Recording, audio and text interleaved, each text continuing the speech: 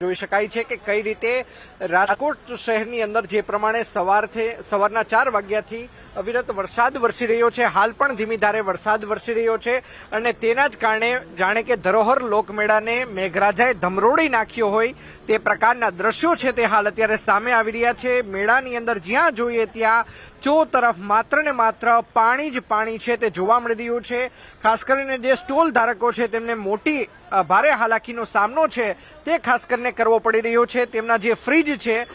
તે પણ પાણીની અંદર ગરકાવ થઈ ચૂક્યા છે। તો ગઈકાલે પણ યાંત્રિક રાઈડ શરૂ ન થવાના કારણે મોટા ભાગના લોકો રાજકોટના લોકમેળાની મુલાકાત લેવા નહોતા આવ્યા, તેના કારણે પણ તેમને ફટકો પડ્યો હતો અને આજે વહેલી સવારથી જે પ્રમાણે વરસાદ વરસ્યો છે તેના કારણે એક પણ વ્યક્તિ છે જે મેળાની મજા માણવા માટે નથી આવ્યું। તેના કારણે પણ હું કેમેરામેનને વિનંતી કરીશ કે દ્રશ્યોની અંદર પણ બતાવવાનો પ્રયત્ન કરે કે કઈ રીતે જે સ્ટોલ ધારકો છે તેમને નવરા ધૂપ બેસવાનો